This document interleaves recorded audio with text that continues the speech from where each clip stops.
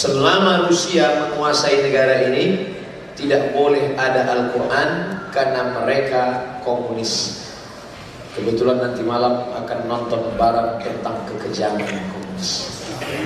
Ingat lagi, habis Al-Quran itu mereka pantai. Karena bagi mereka tidak boleh ada agama PKI, tidak ada yang baik. Ada yang baik Pak Ustaz, pendek kecil hitam.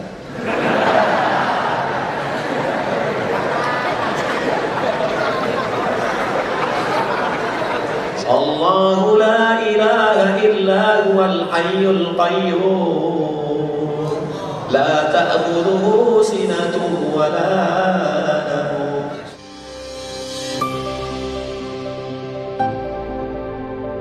Beserta seluruh keluarga besar Darul Quran, hadirin hadirat muslimin muslimat, insyaallah kita semua diberikan Allah berkat keberkahan Al-Quran. Uzbekistan, Tajikistan, Kazakistan, Kirgistan, Afghanistan dijajah oleh Uni Soviet sampai akhirnya Gorbachev jatuh dan naiklah Boris Yeltsin. Selama Rusia menguasai negara ini, tidak boleh ada Al-Quran karena mereka komunis. Kebetulan nanti malam akan nonton barang tentang kekejaman komunis. Ingat lagi, habis Al-Quran itu mereka pantai. Karena bagi mereka tidak boleh ada agama PKI, tidak ada yang baik. Ada yang baik Pak Ustaz, pendek kecil hitam.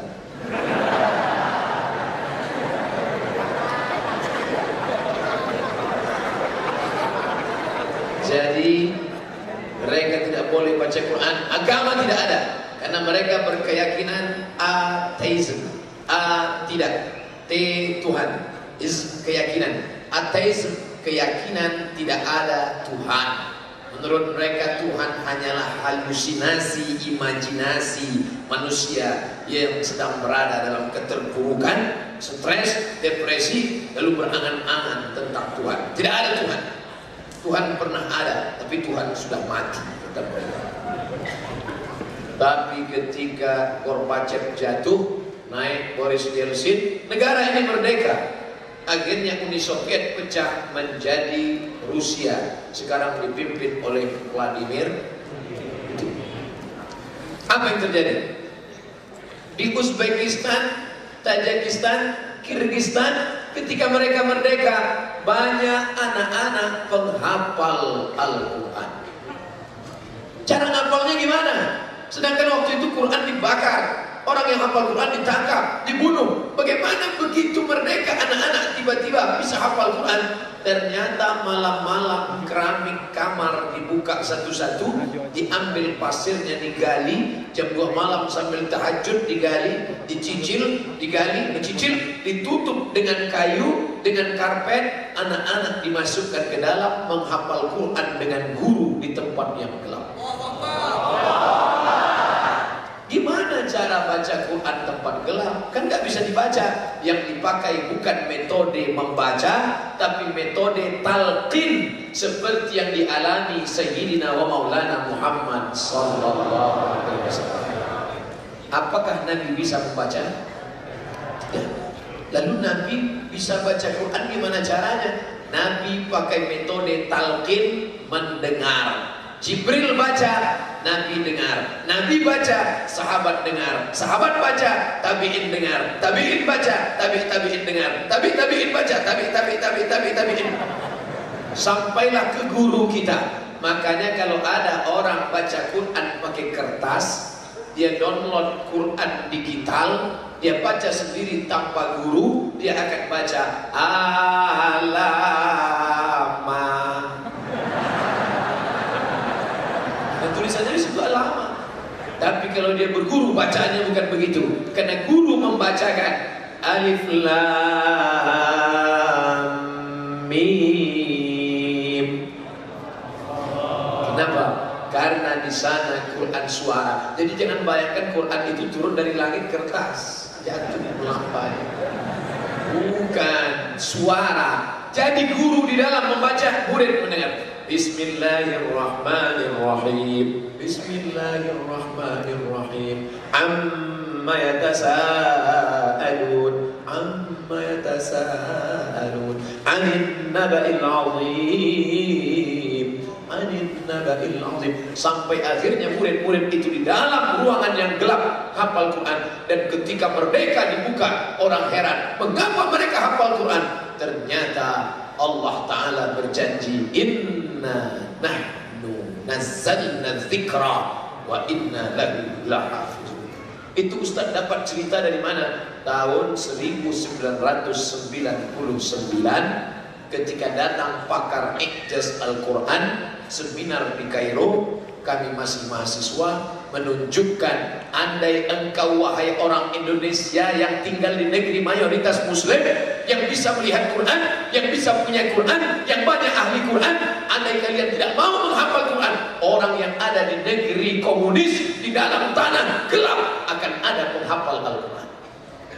Sekarang yang jadi pertanyaan, kenapa terang benderang baca Quran tidak ada yang melarang? Kenapa anak-anak kita tidak hafal Quran?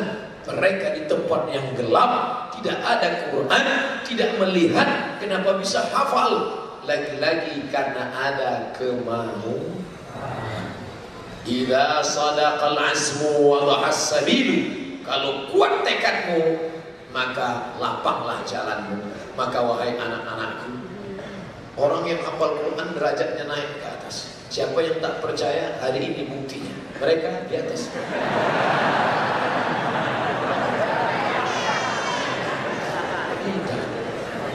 Mereka 30 juz di kepala mereka. Kita juz 30 hanya hilang-hilang timbul.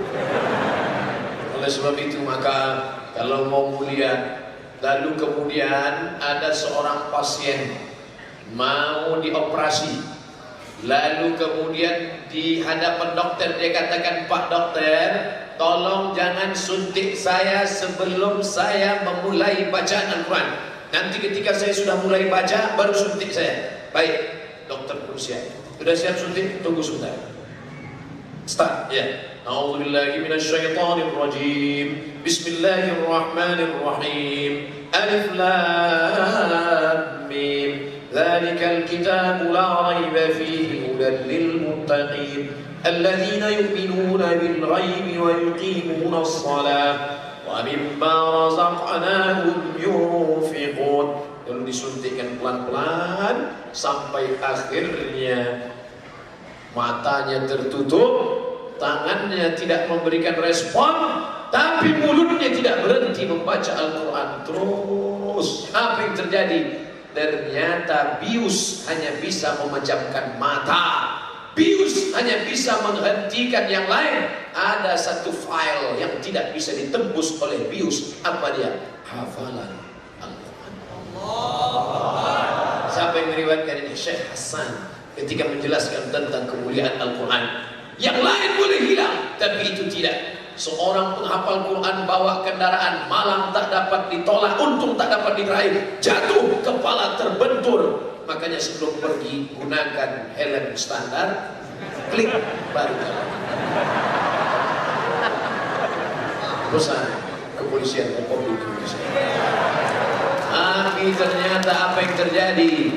Akhirnya musibah datang, jatuh. Anak lupa, istri lupa, rumah lupa, alamat lupa, nama sendiri pun lupa. Tapi ada yang tidak hilang dari kepalanya, file Al-Quran.